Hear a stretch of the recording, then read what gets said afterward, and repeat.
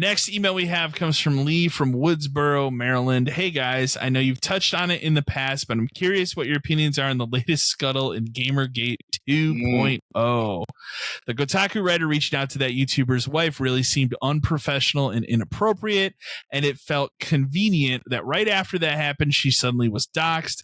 While I don't condone the practice of doxing someone, and no one should, it really did seem like she egged the internet on. Do you know? So here's my first question to you. Are you up to date on what the fuck has been going on? Yes, I am. Okay. I am. Okay. Exhausted. So for those that do not know, yeah, do it quick. There is a YouTuber, which I've probably seen him in something before, named Smash JT. He's kind of shitty, to be fair. He's a little bit, but like shitty. I will give him a little bit of credit that he at least calls out the shittiness of Kotaku. He does, but he's also poking the bear. Like he poked the bear hard. Like he poked the bear hard by starting a petition to quote unquote end Kotaku. That's the hashtag he's using. And you had to know that when you do something at that level and you're poking this specific something's bear, gonna come back. Something bad's going to happen. With that being said, that lady did cross an extreme line because there is no way ever should this person be reaching out to that person's wife of all people over something so incredibly stupid as not in a private message over Facebook. The fact that she keeps saying it was a polite message. I've seen the message because the man shared it and he has no reason to lie on what the message, what the message says. It's anything but polite. But obviously after this happened, she ended up getting doxxed. She was off Twitter for like a week. I think she just retweeted some stuff, but that was it. It was a nice week of silence, honestly. But she's back. She's back, and I'll say 10 times worse on the internet. Still doing this. I don't know if you saw the latest today, but to get back at her, someone has bought. I want to say it's her sister's website domain. Oh my God! Bought it from her and is now using it as a website to post all of her deleted tweets. Oh, that's. When she tweets people, and then because that's the big thing that she does is she will tweet at somebody and either delete it or she'll put them on block so they cannot respond. Yes, because that's the childish thing to do. That's the tactic, especially you work at Kotaku. They're using this website to post all of that. And like, I think one of the pages on the website is like the unprofessionalism of this person. Like it's seen as nothing more to me. I look at it and go, that's a very clever and funny joke at this point. But of course she's taking it to the level that it is harassment. Well, but it is in a little bit of sense. But again, this is a person who also went on Twitter, put herself in front of took a picture of herself in front of a green screen and said, "Hey, do whatever you want to me. I don't care." And then when somebody said, okay, and put her in virtual reality getting shot, she got upset by that. That is. But she egged it on. She egged it on, though. But and the best part, I think, the funniest thing about the green screen thing is nobody uses that picture. Like, if you ever look at any of these thumbnails on YouTube of the videos about her, nobody ever uses that specific picture. That's what's crazy to me. But yeah, the problem is she has egged it on, and then the minute she egged it on, then she calls harassment every time, goes underground.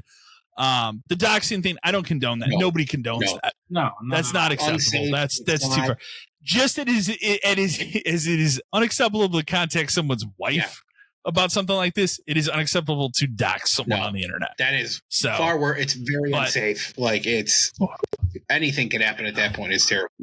At this point, when does Gamergate 2 end? It doesn't. You think it just keeps going? We're not at 2.0 anymore, but this is like 2.1. Like it's leveling up. The correct move from her at this point is to do nothing. The correct move for her to do is to just do nothing. You want to keep writing your Kotaku articles? Go ahead. Sure. That is the place you work for, and it's not up to you who reads and who doesn't. That's their choice to read it and get pissed off. If I see a Kotaku article with a headline I think is dumb, I skip it. Which means I skip 95% of Kotaku articles. It's usually a joke between us because we usually laugh about it. The headlines are hilarious. Every so often we go Kotaku shit article of the week and text each other, whatever. There's so many of them. Yeah. But You want to keep writing your Kotaku articles and having discussions with Kotaku fans in the comments on those? Go for it. You want to have discussions? That's what that's there for. Yes. Yeah. You want to have discussions with your fans on Twitter who are like, I liked your article and stuff? Go for it. Stop addressing the instigators. Like these people, now that they know that they can, they are going to do this to you on purpose to get this response, to make this website, to do all this other stuff. And every time you tweet back, you keep the cycle going. We've also said in the past, and we'll probably continue to say, like, the internet is a terrible fucking place. It's awful. You don't challenge the void that is the internet. So like, and you don't, without expecting it's going to be and the thing is you don't put shit out there unless you can't take it back. If you can't handle getting back what you put out there, then you don't deserve to be posting this shit online. Do you know what I do for fun on? I'm a huge Cubs fan. It's pretty obvious. I talk about it a lot. I shit post about the Cubs constantly. But the thing is like, isn't that all you use Twitter for? I only use Twitter to shit post on the Cubs.